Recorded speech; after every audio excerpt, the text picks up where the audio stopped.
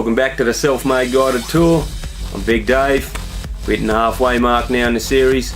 This week we're going to be looking at track number 7, which is the KP Records Posse Cut Officer Down. And we're going to be looking at track 8, 3, 4, 5, 5, 4, 6, which is a look back at my time in prison. I'd like to send a special shout out to Eitha Streetwear for sponsoring this episode of the series. So sit back, relax, you're on a Self-Made Guided Tour. First up this week, track 7, Officer Down. Bit of a KP Records posse cut, some in your face type shit. High energy beat from Mr. Grant Who. Over here at KP Records, we represent pretty hard. Like to see ourselves as a bit of a family, and when one artist is doing something, we all like to get behind them and support them. And with this being the first full-length album release from KP, I wanted this track to basically be a chance for all the MCs on the label at the time to drop a verse and showcase their talent, show you what they've got. Outside of Nick from Delinquent, every MC we had on the label at the time spat a verse on this one. I kicked off verse 1 on this track, and then we had Mibs from N2W come through with verse 2. Probably one of the best verses I've heard from him so far. We also had Bishop on there. He had a real nice rapid fire 16, but for the record, Bishop's not on KP Records anymore. Left about a month or two ago. We had some classic Curry Soul on there from Mr. Pug D. He brought his A game to the table. Half bottle, full piss, while I get my ass kissed. On the mic, I talk shit. On the street, I chin split. And out the blue, we had Eitha, Mr. E. Fledger, just spit some absolute fire. Probably one of the best verses I've heard from him as well. Smash bars up, suspending your sentence, expelled indefinite. Boy, your excellence, KP, wide awake, death row, repping it. Next gen, stepping up, here's the evidence. Suspect is armed and dangerous. KP, wide awake, death row, repping it. Next gen, stepping up, here's the evidence. One of my favourite lines off the track. At the time of putting our Self-Made, KP Records was distributed by Wide Awake Entertainment and was sister label to Death Row Records over in the States. That came about through my long-time close friend and mentor, Mr. John Payne, who at the time was president of both Wide Awake Entertainment and Death Row Records. So big shout-outs to JP. Alright, who I am is not important. Who I am here is what's important. I'm here to support KP Records, Big Dave, the entire family. Shortly after the album came out, Wide Awake Entertainment actually fell into bankruptcy. I won't go into detail on that, it's not my place to speak on it. But these days, Self-Made's proudly distributed by MGM Distribution.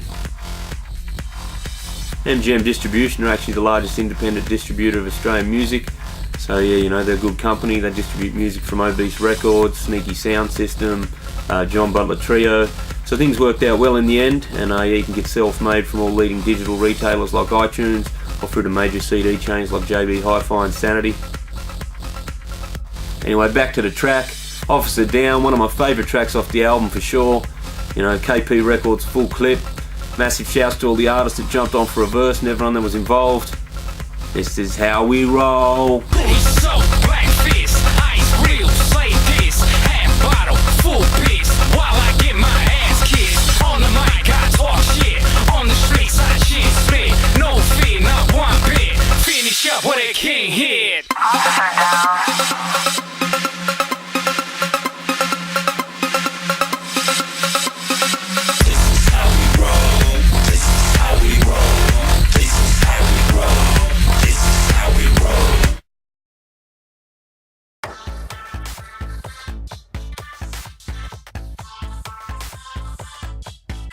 Next up we're looking at track 8, 3, 4, 5, 5, 4, 6. Another magic guest feature from Kyza on some more Grant Who fire. Originally Kyza actually wasn't supposed to be on this track. We'd finished recording track 4, Collision, which he guest featured on, and he said he'd be up to drop another verse for the album if I liked, and I'm a big Kyza fan, so I said hell yes. And then I sat down and I thought about writing a new song for the album, something for him to feature on, but I also went through the track list. And I was thinking about his amazing ability to paint a really vivid picture and bring a story to life.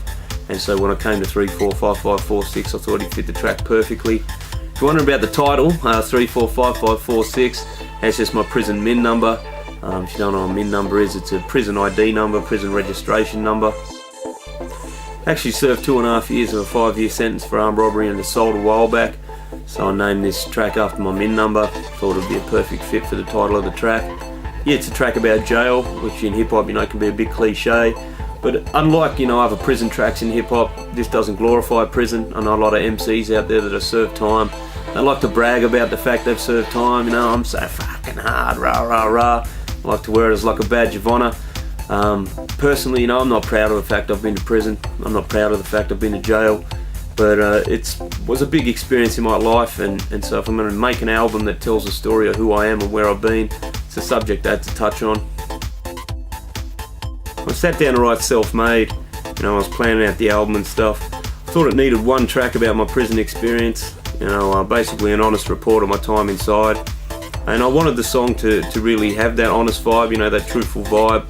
I didn't want it to come across as a brag track like the tracks I was talking about before, where the MCs do a prison track and talk about how hard they are and all that, because that's not the angle I'm coming from.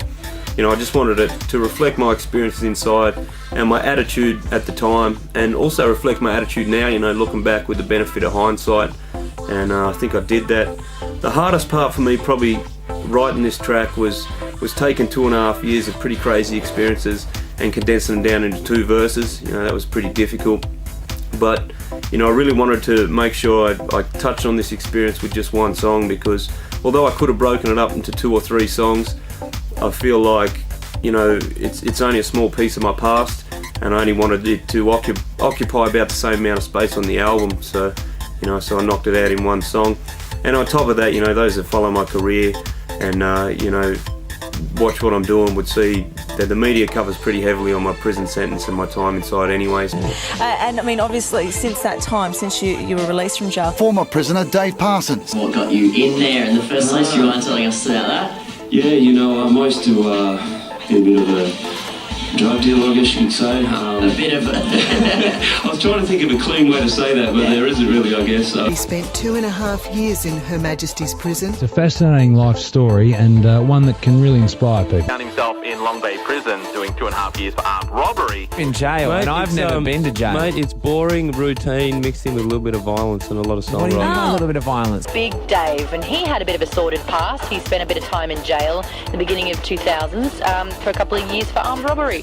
Doing 5 years for armed robbery. You had hip-hop battles in the prison yard. Now that sounds like a scene from a movie. I'm joined here today by Big Dave, whose parole ends today. Run-ins with the Australian Federal Police to armed robberies on business rivals. Your experience in prison. Your stint in jail. With the song, I felt like if I focused too heavily on one aspect or another, like if I focused too heavily on the violent side of things or too heavily on the good times, I could run the risk of painting the picture the wrong way.